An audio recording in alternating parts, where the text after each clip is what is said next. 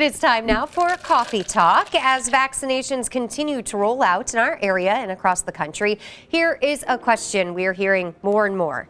Is it safe to visit with parents and grandparents once they are vaccinated, even if you are not? There are really two questions to think about for those who have received the vaccine. First off, am I protected? And secondly, can I still infect others? Based on the available evidence at this point, the answer to the first question is yeah, you are protected. Efficacy rates of both the Pfizer and Moderna vaccines are near 95%. It's amazing. As for the other 5%, most cases would be much milder than they would have been without the vaccine. All right, that second question, can I infect others? There's honestly no clear answer at this point. Even with a vaccination, experts are not ready to rule out the possibility that a person could become an asymptomatic spreader. It is important to realize that the uncertainty here is not because the data is inconclusive, it's because the data isn't there. They haven't figured it out yet because, guys, even though it feels like forever, we're still just really 11 months into this thing here in this country. So can I throw in that, yes, your parents are safe if they're vaccinated, but don't they say it takes a couple of weeks? I think it takes 2 is what my parents who are vaccinated said. But, you know, you think about the other part of it, about spreading the virus, and I mean, they still say it can be spread on surfaces. It's not that's not the primary means of spreading it. But I mean, if you got it on your hands and then immediately went over to somebody's house and touched something, then there is that possibility you could spread it that way, like you were saying. But just, you know, if you're talking about going to your parents or your grandparents, it takes a couple of weeks for that, just like the flu shot, for things to kick in. It's important note. Yeah.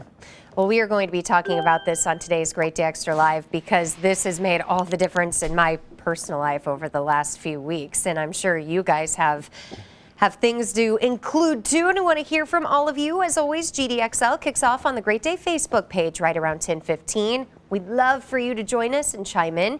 GDXL is brought to you by the Bommarito Automotive Group. That should be a good convo this morning. Meanwhile, the Dallas Mavericks are making headlines this morning for the team's decision not to play the National Anthem before its basketball games.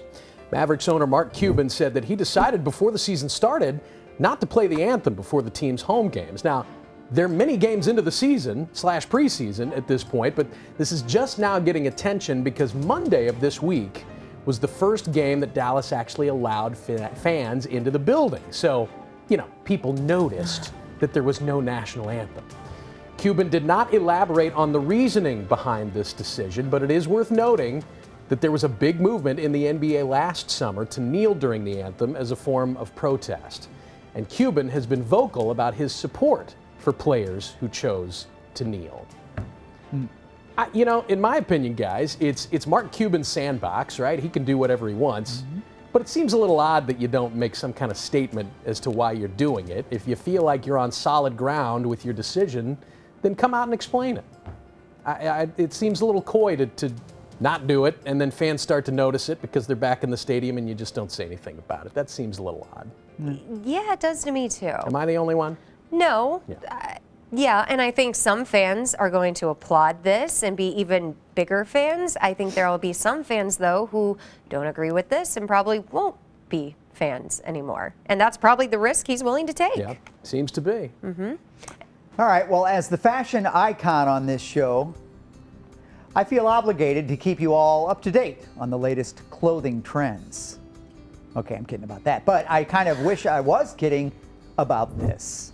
If you want to spiff up your look for your next Zoom meeting, pop on a faux collar. No joke.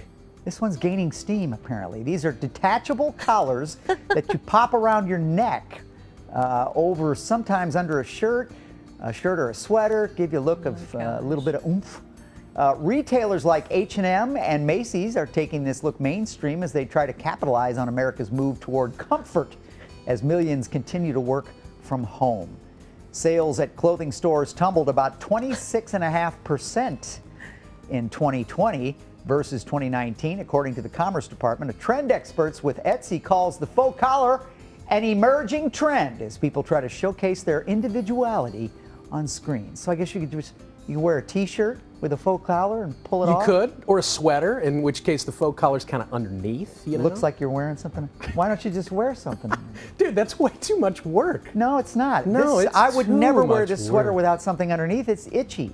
Yeah, but you're also not working from home and you decided to get out of your pajamas today.